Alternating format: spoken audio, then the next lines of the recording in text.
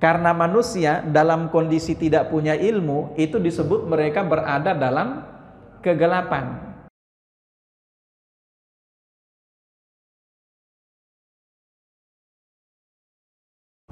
Bismillahirrahmanirrahim. Assalamualaikum warahmatullahi wabarakatuh.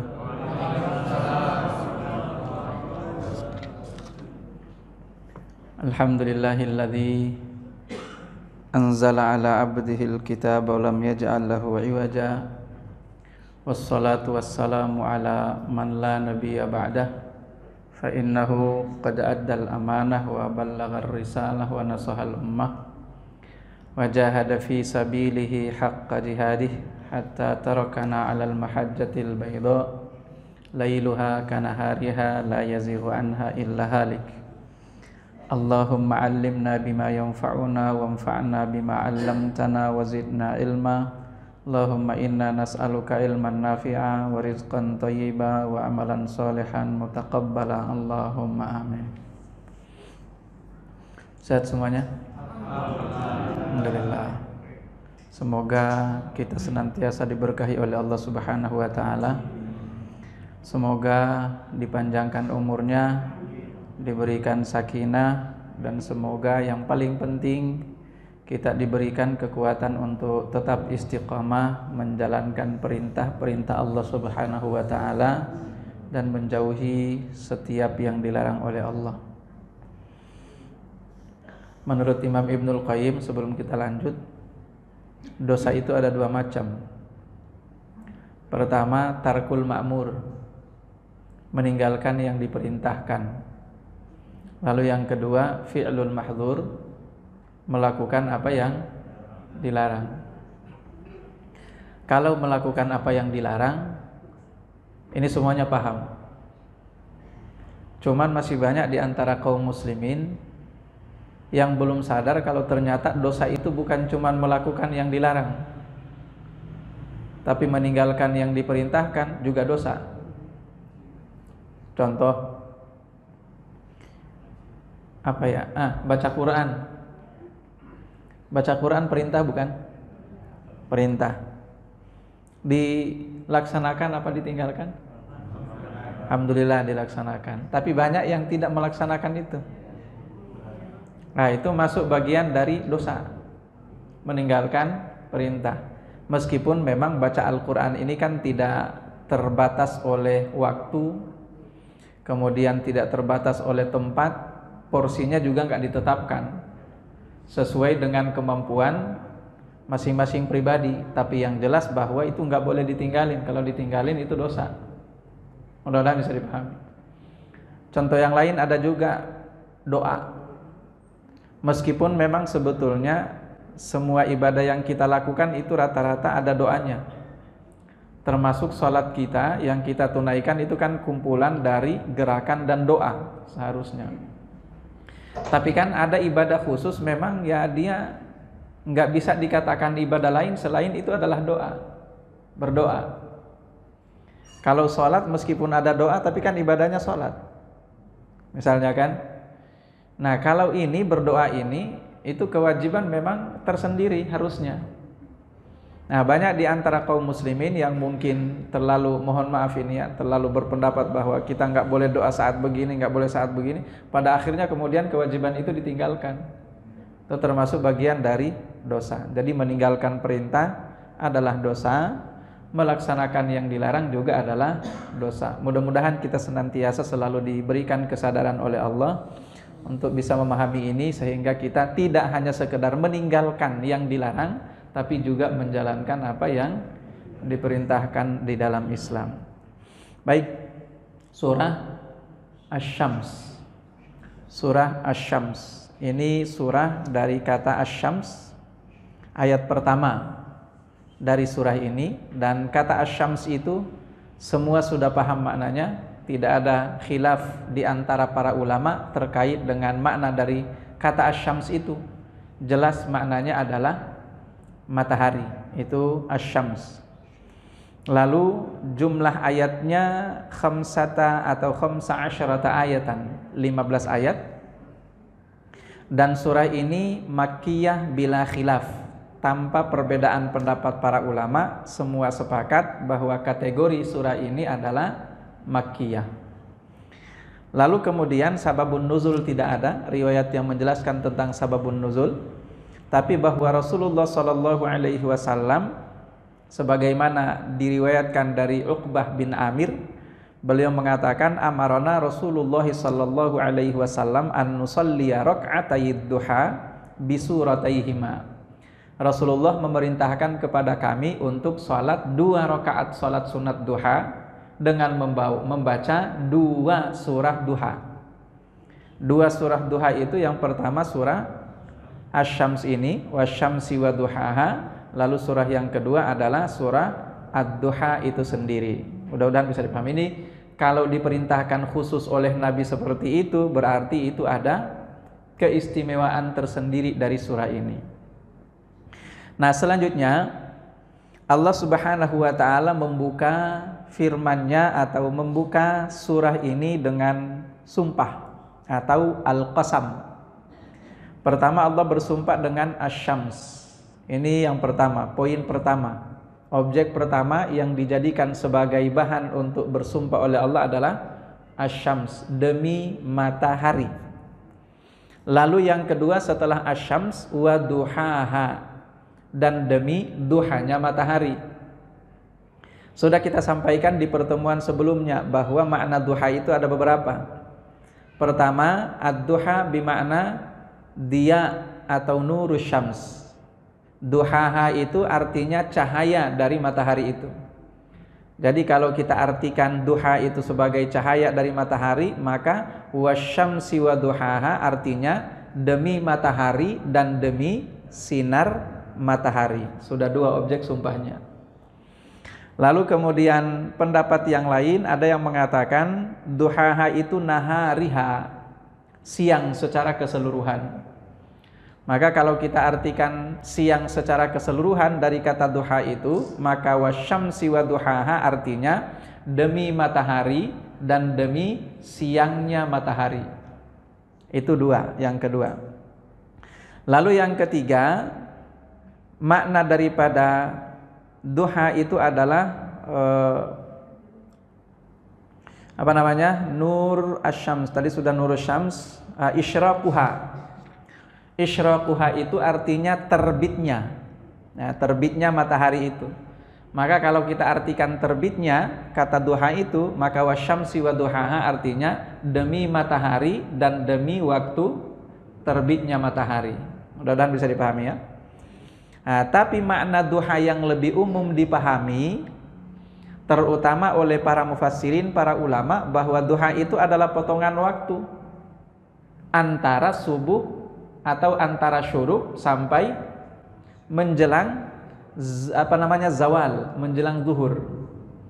Nah, jadi setelah syuruk baru kemudian waktu duha masuk. Setelah waktu duha nanti masuk waktu zuhur. Setelah itu begitu zawal, matahari tergelincir, itu sudah masuk waktu zuhur. Sebelum zawal itu masih disebut sebagai duha. Makanya sholat sunat duha itu ya sholatnya nggak ada. Ada orang sholat sunat duha setelah waktu zuhur? Nggak ada kan, nggak bisa. Setelah waktu asar nggak bisa. Makanya tadi meskipun memang kita menyampaikan pendapat sebagian ulama yang mengatakan duha itu artinya siang secara keseluruhan, tapi yang jelas bahwa makna yang paling benar ini menunjukkan waktu duha, potongan waktu di antara satu hari itu. Nah, jadi kita sudah tahu semuanya. Makanya sekali lagi sholat sunat duha adalah sholat sunat yang kita lakukan setelah syuruk dan sebelum sholat duhur. Itu sholat sunat duha. Ini makna wasyamsi wa duhaha. Kemudian objek yang ketiga yang dipakai oleh Allah untuk bersumpah, wal qamar, demi al-qamar. Al-qamar artinya bulan. Wal qamari idza talaha, demi bulan, idza apabila talaha. Tala yatlu itu artinya jaa ba'daha, datang setelahnya. Jadi artinya kalau bahasa kita menyusul. Maka wal qamari idza talaha artinya demi bulan ketika menyusul matahari. demi bulan ketika menyusul matahari. Nah, kita lihat dulu beberapa pendapat yang disampaikan oleh para ulama terkait dengan makna talaha di sini. Pertama, makna talaha itu talaha hina istadara. Apa yang dimaksud dengan bulan itu selalu mengikuti matahari? Pertama, fil istidarah, dalam peredarannya, berputar. Nah, ketika berputar beredar, ternyata menurut para mufassirin yang ngikut itu bulan. Meskipun sebetulnya pada kenyataannya lebih cepat mana, bulan atau matahari? Lebih cepat peredaran bulan. Makanya di dalam surah Yasin ayat 40 itu Allah katakan, lasyamsu yambaghi laha an tudrikal qamara walal lailu sabiqun nahar. Lasyamsu, tidak mungkin bagi matahari, yambaghi laha, bisa atau sanggup, an tudrikal qamar, sanggup untuk mengejar al-qamar, bulan. Walal lailu sabiqun nahar, dan waktu malam itu tidak akan mungkin sabiqun nahar, lebih duluan daripada siang. Berarti kalau dalam perhitungannya siang malam itu yang lebih duluan siang kalau menurut ayat itu ya.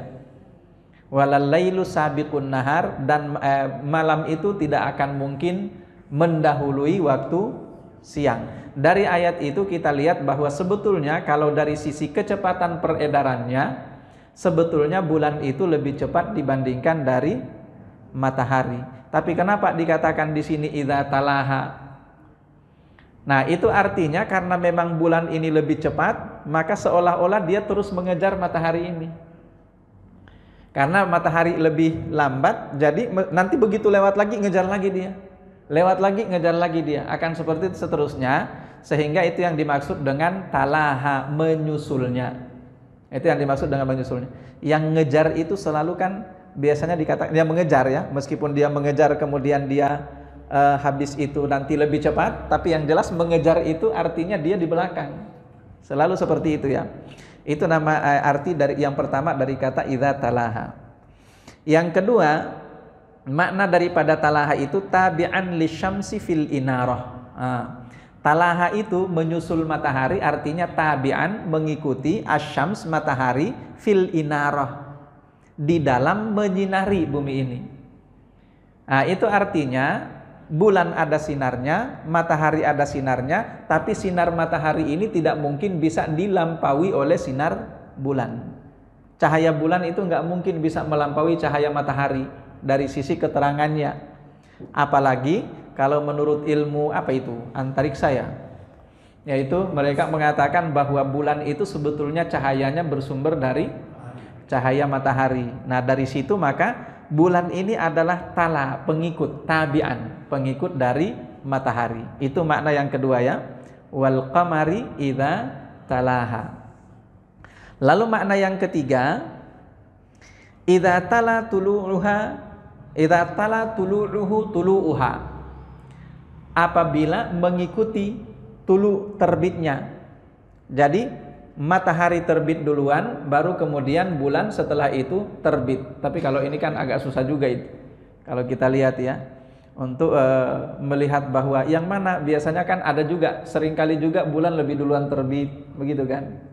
Wallahu alam, lebih banyak mana duluan terbitnya bulan apa duluan terbitnya matahari, itu wallahu alam. Tapi yang jelas bahwa ini salah satu di antara pendapat yang disampaikan oleh para ulama terkait dengan makna dari wal qamari idza talaha itu. Yang jelas bahwa bulan ini tidak mungkin melampaui hebatnya matahari, tidak mungkin melampaui besarnya matahari, tidak mungkin melampaui sinar atau cahaya matahari. Maka karena dia selalu lebih di bawah dibandingkan dari matahari, maka dia menjadi pengikut dari matahari itu, kemudian disebut wal qamari idza talaha. Mudah-mudahan bisa dipahami. Jadi sudah 3. Objek yang keempat yang dijadikan sebagai bahan untuk bersumpah oleh Allah, wan nahari idza jallaha. Wan nahar, demi siang. Idza, apabila, jallaha. Apa artinya jalla yujalli? Itu ya, jalla yujalli itu artinya apa? Jalla yujalli itu artinya azhara yuzhiru, menampakkan. Sebetulnya menjelaskan juga termasuk bagian dari jalla yujalli.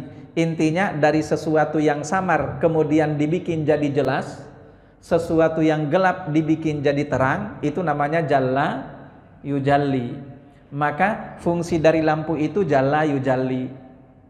Fungsi dari apa? Dari hidayah juga jalla yujalli. Fungsi dari matahari juga jalla yujalli. Fungsi dari siang juga jalla yujalli. Termasuk fungsi dari para ulama itu juga jalla yujalli. Karena manusia dalam kondisi tidak punya ilmu, itu disebut mereka berada dalam kegelapan. Nah, ketika mereka diajari oleh para ulama tentang kebenaran, tentang hidayah, maka itu namanya jalla yujalli. Nah, maka sekali lagi jalla yujalli itu artinya menjelaskan, menerangkan, memperterang, menampakkan, itu jalla yujalli. Makanya ketika Rasulullah SAW ditanya tentang hari kiamat, dan ini diabadikan oleh Allah Subhanahu wa taala dalam salah satu firman-Nya. Di sana Allah katakan, yas'alunaka 'anis saati ayyana mursaha.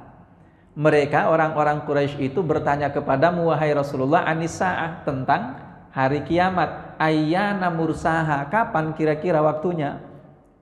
Itu ya. Nah, Rasulullah kemudian dijawab oleh Allah, "Qul," katakan wahai Rasulullah, "innama ilmuha inda rabbi."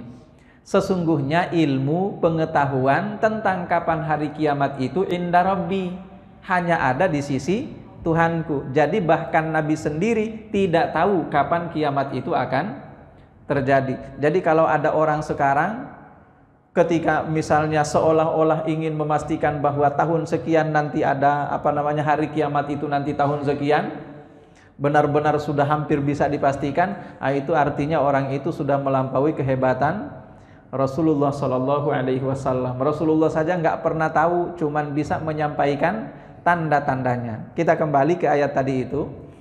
Kata Allah memerintahkan kepada Rasulullah untuk menjelaskan tentang kiamat itu. Jadi qul innama ilmuha inda rabbi, sesungguhnya yang punya ilmu tentang kapan datangnya kiamat itu hanya Rabbi, Tuhanku. Lalu selanjutnya, ini yang terkait dengan makna ayat ini, Allah katakan la yujalliha liwaqtiha illahu. Itu la yujalliha. Jadi yujalli itu dari kata jalla. Jalla itu bentuk fi'il madinya, kata kerja lampaunya. Bentuk kata kerja mudhari atau sedang berlangsungnya yujalli. Ya, saya ulangi. Jadi kata Allah la yujalliha liwaqtiha. Tidak ada yang bisa menerangkan. Tidak ada yang bisa memperjelas. Tidak ada yang bisa menampakkan liwaqtiha, waktunya, illa, kecuali huwa, Allah Subhanahu wa ta'ala. Jadi makna kata jalla yujalli artinya menampakkan, menerangkan, memperjelas. Itu arti dari jalla yujalli. Kita kembali. Wan nahari idza jallaha. Ini kata ganti ha di ujung kata an-nahar sini, atau di ujung kata yujalli di sini, atau jalla di sini, kembalinya kemana? Kira-kira siang. Siang sudah ada. Wan nahar, dan jika siang, dan demi siang, idza, apabila, jallaha, menampakkannya. Nya apa di situ? Nah, ada yang mengatakan nya di situ adalah matahari. Jadi demi waktu siang yang menampakkan matahari. Pertanyaannya, kira-kira ya matahari yang menampakkan siang atau siang yang menampakkan matahari? Nah, kenapa di sini kebalik? Kenapa di sini kebalik? Jadi wan nahari idza, dan demi siang apabila jallaha, dia menampakkan, memperlihatkan. Memperlihatkan apa? Ha, matahari. Nah, oleh karena kata ha di sini tadi itu masih agak samar ya. Bagaimana mungkin matahari yang ditampakkan oleh siang? Sementara seharusnya siang yang ditampakkan oleh matahari. Maka sebagian mufassirin ada yang mengatakan ha di situ artinya al-lail atau zulmatul lail. Zulmatul lail, tapi kemudian dihapus. Jadi idza jallaha itu idza jalla zulmatal lail. Zulma itu apa? Gelapnya malam. Maka arti daripada wan nahari idza jallaha artinya demi waktu siang apabila menampakkan jallaha, menampakkan apa tadi itu seluruh bumi ini dari gelapnya waktu malam. Itu pendapat yang kedua. Meskipun sekali lagi hak di sini karena belum ada kata tersendiri yang disampaikan oleh Allah di ayat sebelumnya tentang gelapnya malam, maka para mufassirin memang lebih banyak mengatakan bahwa hak di sini kembalinya ke asyams, yaitu matahari. Jadi tetap memang diartikan demi waktu siang yang menampakkan matahari. Nah, saya akan kembali kenapa bisa kayak kebalik begitu. Nah, karena logika dasar manusia sebetulnya secara sederhana seperti dulu kita sudah pernah sampaikan ya. Bentuk bumi ini sebetulnya bulat atau datar. Kan sekarang orang sudah tahu kalau dia bulat kan. Tapi kemudian ada yang mengatakan bumi ini datar, dan firman Allah rata-rata mengatakan bumi ini datar. Tapi pada kenyataannya orang sudah tahu kan. Sudah bisa dilihat berdasarkan kecanggihan bahwa ternyata bumi ini nggak datar. Nah, ini yang kita maksudkan tadi, Allah itu selalu menggunakan bahasa sederhana, di mana dengan bahasa sederhana itu manusia bisa langsung paham.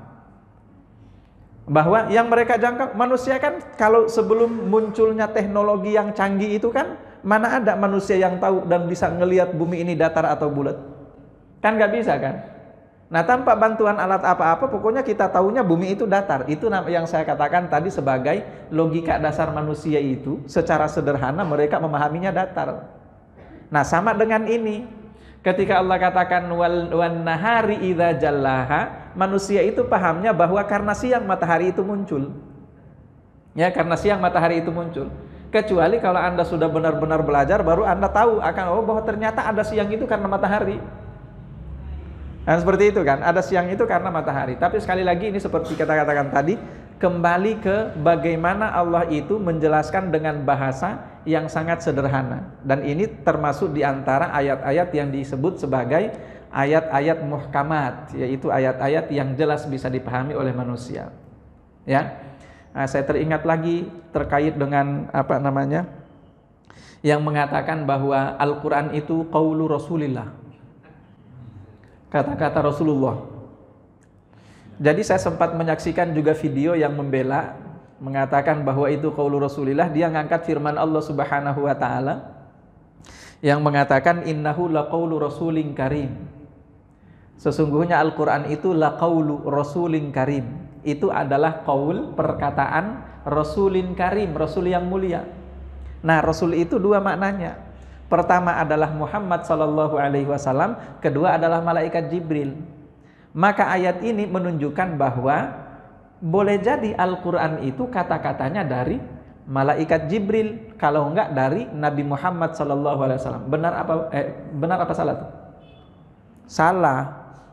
Ini termasuk bagian dari ayat yang kita katakan tadi, karena para ulama semua menjelaskan, para mufassirin, bahwa itu bukan kata-katanya malaikat Jibril atau Rasulullah, cuman ingin menjelaskan kepada manusia berdasarkan akal sederhana mereka bahwa itu dibawa oleh malaikat Jibril, bukan dibawa rekaman suara dari Allah. Gimana caranya malaikat Jibril bawa rekaman suara dari Allah kepada Nabi Muhammad bisa? Belum ada handphone waktu itu kan, belum ada rekaman waktu itu kan, nggak mungkin. Maka otomatis apa yang dilakukan? Yang dilakukan adalah ngafalin isinya.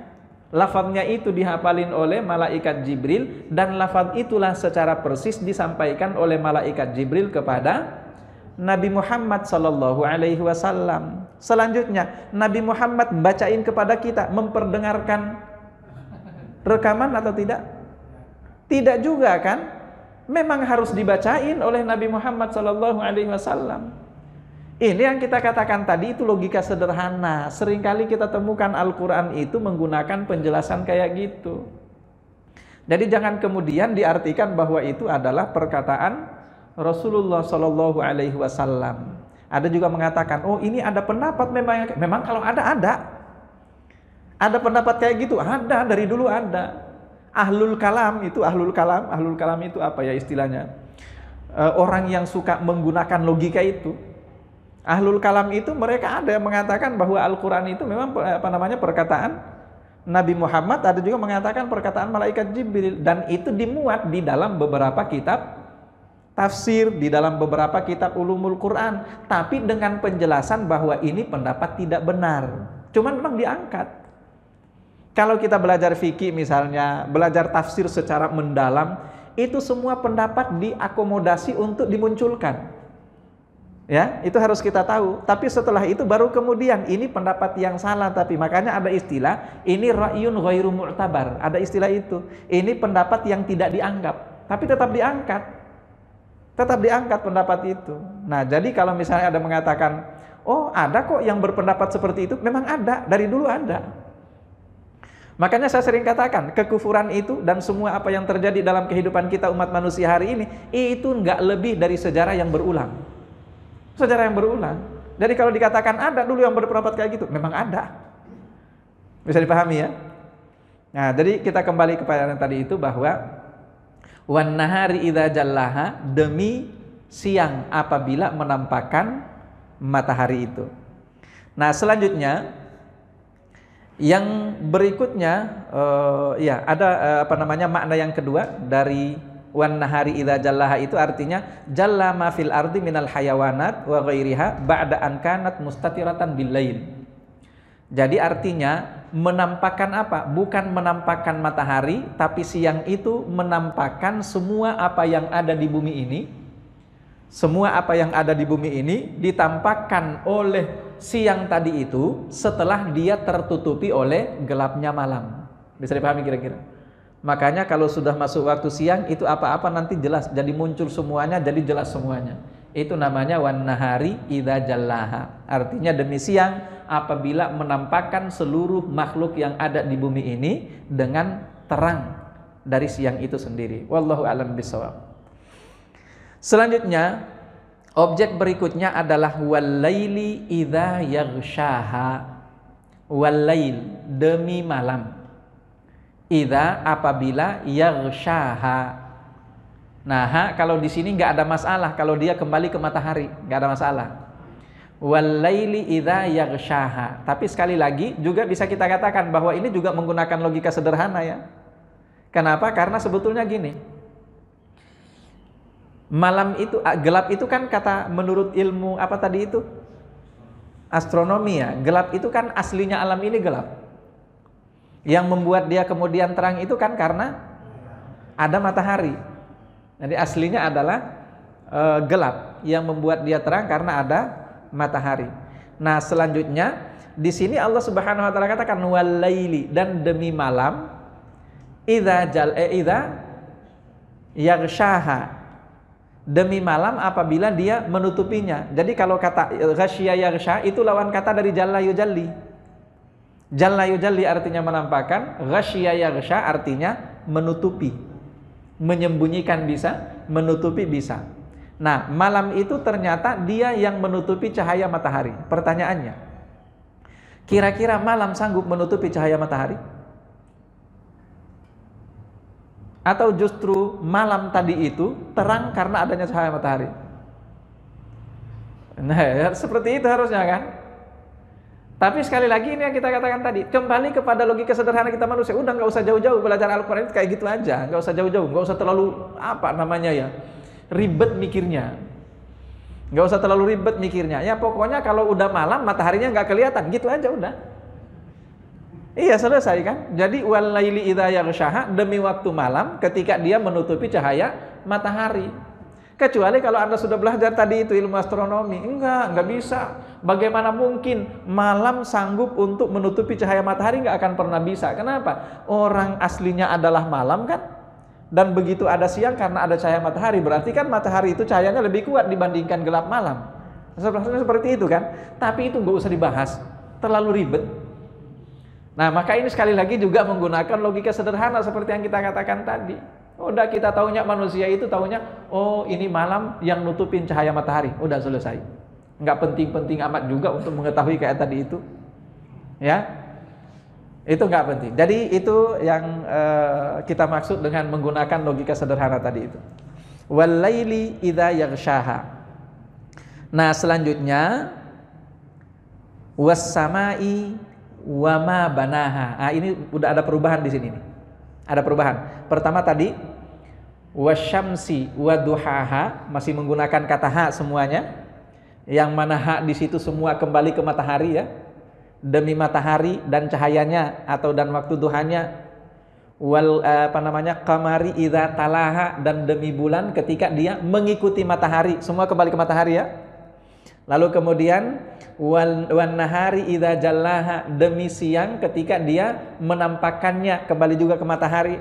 Lalu kemudian wal laili idza yaghshaha, demi malam apabila dia menutupinya, nya juga kembali ke matahari. Sekarang berubah. Berikutnya was samai, demi malam, bukan lagi ha, tidak menggunakan ha lagi. Tapi Allah langsung merubahnya dengan was samai wa ma banaha. Masih ha, masih menggunakan kata ha, tapi tidak kembali ke matahari. Bukan kembali lagi ke matahari. Kembalinya kemana? Ke yang ada di ayat ini. Apa itu as-sama? Demi langit. Wa ma banaha. Ma banaha. Dua maknanya ma banaha di situ. Pertama, ma masdariyah. Kedua, ma mausulah. Pasti nggak paham. Pasti nggak paham. Iya, tapi tenang, insya Allah dijelaskan. Jadi para ulama mengatakan itu kalau kita paham-paham begitu tuh kalau belajar bahasa Arab. Tapi masalahnya banyak yang belajar bahasa Arab pada kabur. Kabur belajar bahasa Arab. Nggak kuat. Hah? Gurunya? Aduh, tersinggung saya. Iya, banyak yang kabur. Belum juga masuk ilmu nahwu udah pada kabur. Jadi ma itu, ma di dalam bahasa Arab itu ada beberapa fungsinya. Ma ada beberapa fungsinya. Ma pertama, fungsinya disebut isim istifham, kata tanya. Ya, disebut isim istifham atau kata tanya. Contohnya, ma hadza, apa ini? Itu isim istifham namanya, kata tanya. Apa? Ma ismuka. Bukan siapa namamu, apa namamu? Apa namamu, Pak? Iya, apa namamu? Kalau siapa itu man. Iya. Siapa itu man kalau dalam bahasa Arab. Kalau bahasa Inggris, siapa namamu atau apa namamu? Apa namamu, bukan siapa namamu. Iya kan? Coba, bahasa Inggrisnya siapa namamu apa? Emang who? What kan? Iya, bukan who. Indonesia aja tuh siapa namamu. Iya. Bahasa Arab apa namamu? Ma ismuka. Apa namamu? Kecuali kalau siapa Anda, itu beda lagi. Siapa Anda itu beda lagi. Nah, kita lanjut.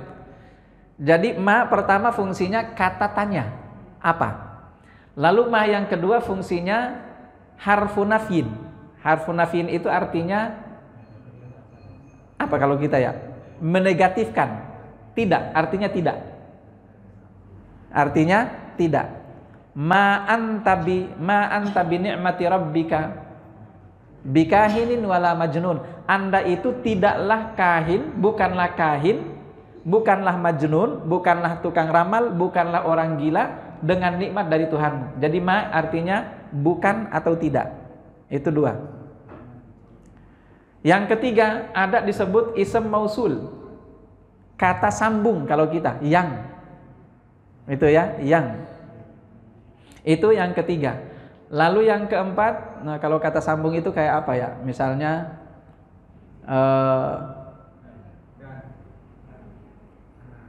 apa ya contohnya kalau dalam Al-Quran?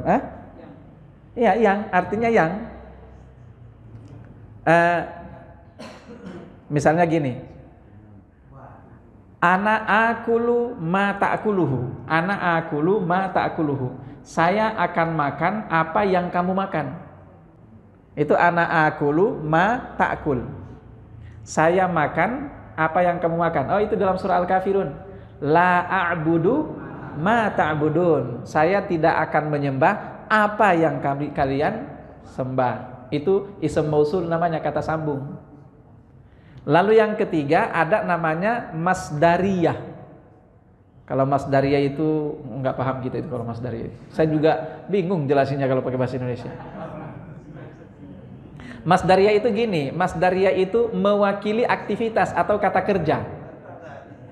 Jadi masdar itu gini, kata benda tapi maknanya kata kerja. Kata benda tapi maknanya kata kerja. Contoh masdariyah itu gini. Berbuat kata kerja atau kata benda? Kata kerja ya. Kata bendanya apa, Pak? Itu perbuatan. Itu dalam bahasa Arab disebut masdar. Bisa dipahami kira-kira? Ya.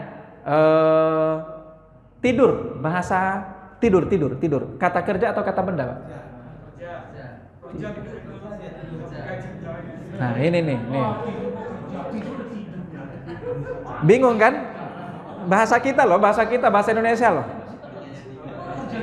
Ini bahasa Indonesia kok. Bahasa kita. Saya suka tidur. Saya suka tidur. Ayo. Kira-kira di situ kata kerja atau kata benda? Harusnya kata benda, Pak. Tapi ternyata di dalam bahasa Indonesia itu juga bisa jadi kata kerja. Sedang ngapain? Sedang tidur. Kata kerja di situ. Tapi tidur juga sama aja kan? Nah, harusnya kalau mau jujur, kalau kata kerjanya bertidur, ya, bertidur harusnya itu. Imbuhan dalam bahasa Indonesia itu kita agak kekurangan, Pak. Dalam bahasa Arab kan disebut ilmu sharaf. Ilmu sharaf itu ilmu imbuhan, Pak, dalam bahasa Indonesia. Dan itu konsisten kalau dalam bahasa Arab. Nah, saya kembali ke yang tadi itu. Jadi masdar. Apa itu masdar? Tadi itu. Jadi dia kata benda, bentuk kata benda tapi maknanya kata kerja. Itu ya, kerja. Kata kerja atau kata benda? Kata kerja. Bekerja. Apa bedanya? Nah, kata bendanya pekerjaan. Ya, kata bendanya pekerjaan. Sudah paham ya? Nah, kata bendanya tadi itu yaitu pekerjaan, ini dalam bahasa Arab disebut masdar. Paham ya? Itu disebut masdar. Kalau dalam bahasa Inggris disebut gerund. Gerund dalam bahasa Inggrisnya. Nah, ada salah satu di antara 4 fungsi ma, artinya untuk masdariyah tadi. Untuk menunjukkan tentang aktivitas, tapi dalam bentuk ism atau kata benda. Mudah-mudahan paham ya. Nah, ma di dalam ayat ini fungsinya 2. Pertama, mausul, kata sambung. Yang kedua, masdar, menunjukkan aktivitas, tapi bukan lagi pekerjaan, bukan lagi kata kerja. Nah, kita mulai dari apa tadi yang disebut mausul. Kalau ma di sini diartikan mausul, maka was-samai wa ma banaha itu artinya demi langit dan yang menciptakannya. Paham? Paham ya? Demi langit dan yang menciptakannya. Itu kalau kita maknai ma di sini sebagai kata sambung, ya. Demi langit dan yang menciptakannya. Siapa yang menciptakan langit? Allah. Bisa dipahami? Jadi demi langit dan pencipta langit atau yang menciptakan langit. Itu kalau dimaknai ma di sini dengan fungsi ism mausul atau kata sambung. Lalu yang kedua, ma di sini adalah masdariyah. Yang tadi itu. Kalau kita artikan ma di sini dengan fungsi masdariyah, maka was-samai wa ma banaha itu artinya demi langit dan proses penciptaannya. Bisa dipahami? Jelas itu, jelas. Demi langit dan penciptaannya. Jadi bukan lagi penciptanya. Kalau tadi demi langit dan yang menciptakannya, kalau sekarang demi langit dan penciptaan langit itu. Kata kerjanya kan menciptakan. Kata bendanya apa? penciptaan ya. Jadi was-sama'i wa ma banaha, makna keduanya adalah demi langit dan penciptaan langit itu. Pertanyaannya mana yang benar? Jawabannya dua-duanya. Dua-duanya bisa. Dan itu dua-duanya kuat menurut para mufassirin.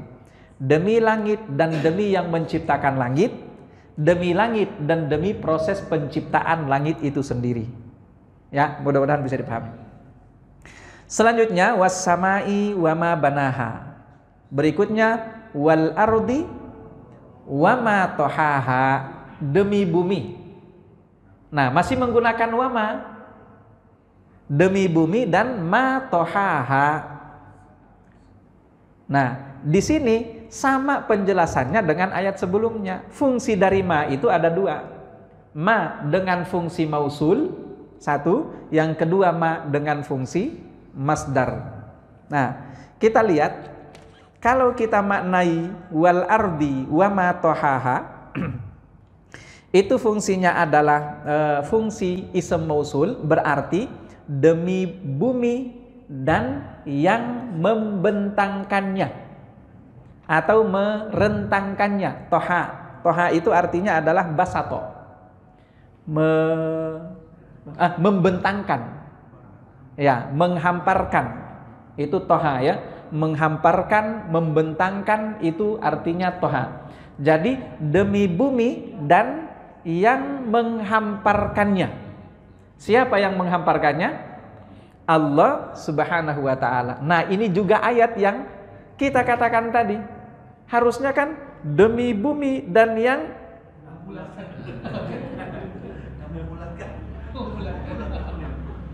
membulatkan. Harusnya begitu kan?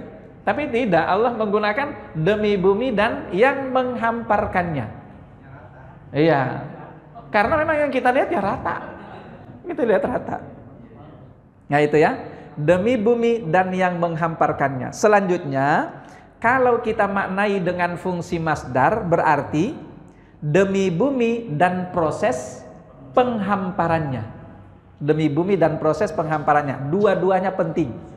Proses penghamparan bumi itu harus juga dipahami oleh manusia, harus dijadikan sebagai bahan renungan oleh manusia. Yang menghamparkan bumi juga harus dijadikan sebagai pelajaran oleh manusia. Dua-duanya memang wajib untuk dikenal oleh manusia. Kalau yang menghamparkannya berarti mengenal yang menghamparkannya, itu ma'rifatullah namanya, mengenal Allah Subhanahu wa ta'ala. Kalau proses penghamparannya itu artinya kita mempelajari keajaiban ciptaan Allah Subhanahu wa ta'ala terhadap langit dan bumi ini. Dan itulah proses yang akan menghantarkan kita kepada tingkat ketakwaan. Perhatikan surah Yunus lagi, kita kembali ke surah Yunus. Inna fi ikhtilafil laili wan nahar, sesungguhnya pada pergantian langit dan siang. Kok langit dan siang? Salah, dikat. Sesungguhnya pada proses pergantian malam dan siang. Wa ma khalaqallahu, dan pada apa yang Allah ciptakan, fis samawati wal ard, di langit maupun di bumi. Ada apa di situ? La ayatin, ada pelajaran. Nah, makanya harus dipelajari, Pak. Di situ ada pelajaran, tapi bagi siapa pelajaran itu? Liqaumin yattaqun, bagi kaum yang bertakwa. Makanya proses penciptaan langit, proses penciptaan bumi itu pelajari. Tapi pelajari di situ bukan berarti Anda harus belajar apa, ilmu kejadian apa gitu ya. Tidak, bukan seperti itu. Tapi artinya jadi ambil banyak pelajaran di sana. Luar biasa ya. Anda kagum saja itu sudah luar biasa. Gitu ya. Itu yang dimaksud dengan fungsi masdariyah dari kata ma di dalam ayat atau dua ayat terakhir ini. Wal ardi wa ma tohaha. Karena memang selalu ada pelajaran di situ yang harus diambil oleh manusia itu. Yang sekali lagi bisa meningkatkan ketakwaan kita kepada Allah Subhanahu wa ta'ala. Di dalam ayat yang lain Allah tegaskan gini. La khalqus samawati wal ardi akbaru min khalqin nas. Kalau kita lihat manusia ini kan proses penciptaannya sudah luar biasa, kita kagumnya kan. Ya Allah, usus manusia aja itu katanya kalau direntangkan, usus manusia itu di dalam perut kita yang ukurannya cuma berapa kali berapa kira-kira? Ya, mungkin yang perutnya agak gede mungkin agak luas. Mohon maaf jangan tersinggung. Tapi bagi yang langsing kan ya pendek kan. Tapi ternyata katanya itu kalau direntangkan itu usus itu jaraknya bisa mencapai 24 kilo. Ya, kalau saya salah nanti ini tinggal dikoreksi aja sama. Katanya jaraknya itu bisa sampai 24 kilo. Itu jaraknya, panjangnya. Itu yang ngeringkel-ringkel di dalam perut kita, Pak. Kok bisa? Itu kan luar biasanya kan? Nah, dari situ saja kita sudah kagum dengan penciptaan Allah terhadap diri kita manusia ini. Tapi ternyata ditegaskan oleh Allah di dalam ayat itu, la khalqus samawati wal ard. Wahai manusia, ingat, penciptaan langit dan bumi itu akbar, lebih rumit, lebih besar, lebih sulit min khalqin nas dibandingkan Allah menciptakan manusia. Nah, jadi wal ardi wa ma tahaha di sini itu harusnya memang dijadikan sebagai pelajaran. Demi bumi dan yang menghamparkannya, demi bumi dan proses penghamparannya. Selanjutnya, wa nafsin wa ma sawwaha, demi jiwa, nafs. Wa ma sawwaha, nah, sama fungsi dari ma juga di sini ada dua. Masih sama, yaitu fungsi mausul dan fungsi masdar. Kalau kita artikan dengan fungsi mausul, maka wa nafsin, alarm suruh berhenti. Wa nafsin wa ma sawwaha itu artinya demi jiwa dan yang menciptakan jiwa itu. Lalu yang kedua, wa nafsi wa ma sawwaha, demi jiwa dan proses penciptaan jiwa itu. Nah, sekarang pertanyaannya, sawwa yusawi itu artinya menciptakan atau apa? Secara bahasa sawwa yusawi itu bukan menciptakan sebetulnya. Sawwa yusawi itu artinya apa namanya? Bisa menyempurnakan. Jadi sawwa yusawi itu artinya meluruskan, ya, menyempurnakan, meluruskan, menegakkan, itu sawwa yusawi. Jadi wa nafsin wa ma sawwaha itu artinya demi jiwa dan proses penyempurnaan penciptaan jiwa itu. Artinya apa? Manusia ini diciptakan oleh Allah dengan bekal jiwa. Jiwa itu sebetulnya sudah lurus. Jiwa manusia itu sebetulnya sudah kokoh, sudah sempurna. Jiwa manusia itu sebetulnya ya. Cuman nanti ketika dia sempurna ada juga nanti sisi negatifnya yang disebut sebagai fujuraha. Itu nanti akan ada juga setelah itu. Nah, tapi yang jelas bahwa jiwa manusia itu sebetulnya sudah cukup menjadi bekal bagi manusia itu kalau dia kepengen lebih sempurna dibandingkan malaikat. Bisa sebetulnya. Memang ada cacatnya ya jiwa itu. Ada kekurangannya jiwa itu, apalagi kalau kita bicara soal panggilan-panggilan jiwa. Panggilan jiwa itu kan hanya memanggil kepada kesesatan, itu saja kan. Tapi sebetulnya manusia itu kalau benar-benar membersihkan jiwanya, merawat jiwanya baik-baik, mengendalikan jiwanya, itu sudah bisa jauh lebih mulia dibandingkan daripada para malaikat. Nah, itulah yang dimaksud dengan sawwaha, menciptakan jiwa itu dengan kelurusannya yang luar biasa, kesempurnaannya yang luar biasa. Itu maksud daripada wa nafsin wa ma sawwaha itu. Wallahu a'lam bishawab. Mudah-mudahan bermanfaat bagi kita semuanya. Masih ada berapa ayat lagi? Masih panjang insyaallah ya. Kita akan lanjutkan di pertemuan yang berikutnya insyaallah. 3 pekan lagi ya. 3 apa 4 ya? 4. Ya, 4. Ada pekan kelima soal. Ya. Ya, 4 pekan lagi. Mudah-mudahan bermanfaat. Ada pertanyaan sebelum kita tutup? Tidak ada? Pas. Baik. Kalau tidak ada pertanyaan, kita cukupkan dengan sama-sama baca hamdalah.